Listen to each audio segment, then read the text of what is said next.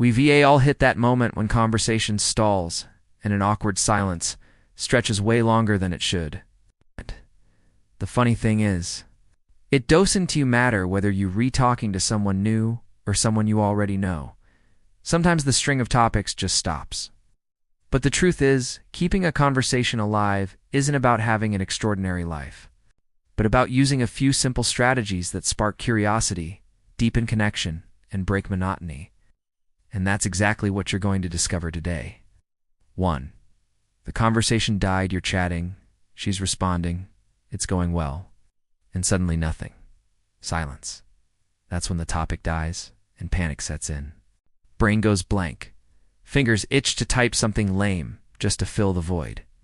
But trying to force the next line usually just makes things feel worse. The smarter move is to have backup openers ready. If she mentions she likes hiking, you could follow with, "What's your favorite trail you've ever hiked and why?" That reopens the flow. When you grasp this, you stop depending on good topics and start creating them. Think chestnut checkers. If one move is blocked, you don't force it to look for another path.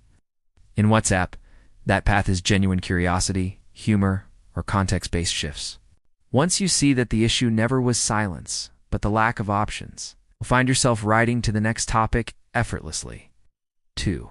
She stopped responding. Few feelings are worse than seeing your message delivered. ... And nothing else.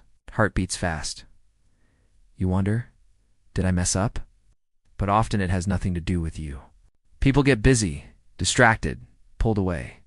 Silence is rarely a verdict, just a pause. The worst reaction is flooding her with follow-ups. That screams insecurity. Instead, show patience and confidence. After a while, drop a light message like, "Hey, you ghosted me," or shift the tone entirely with a fun question. That invites her back without pressure. It's like giving space to breathe. If the chat stopped, don't force it. Let it cool. Then reintroduce yourself gently. If she's still interested, she'll take it.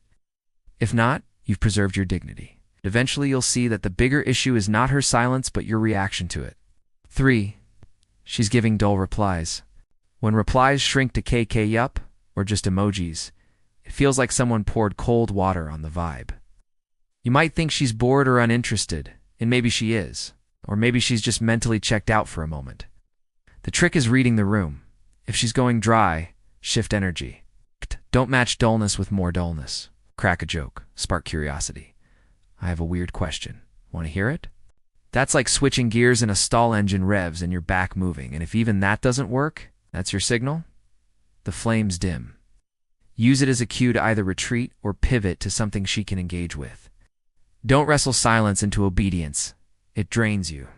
4. She disappeared suddenly. One moment you're in a good rhythm. The next, crickets. No answer, no sign. It's confusing. Did something happen? Did she get bored? Or did life just intervene?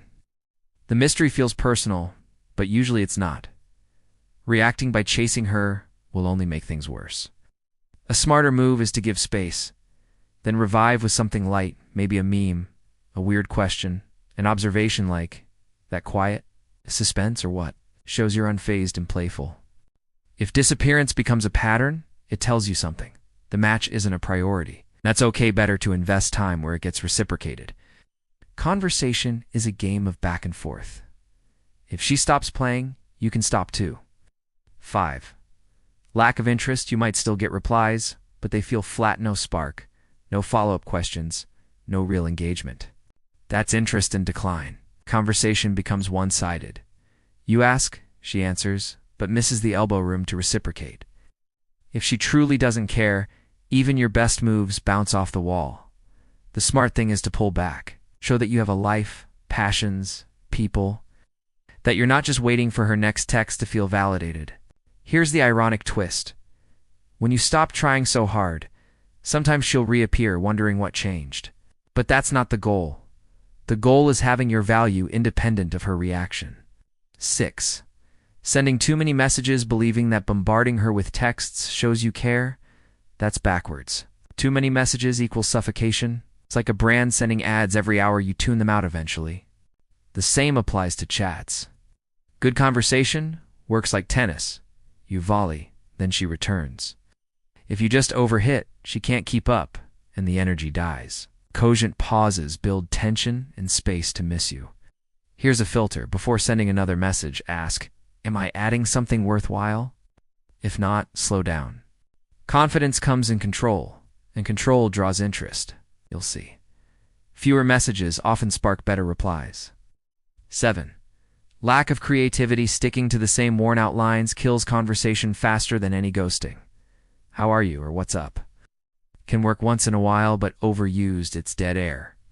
You need fuel. Fresh angles, fresh questions, fresh observations. Creativity doesn't mean overthinking. It means bending the norm. Instead of how was your day? Try, if your day were a movie title, what would it be? Or rate your day 0 to 10 and explain why.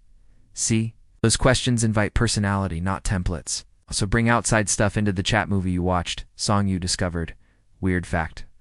Those seeds spark topics she couldn't have predicted.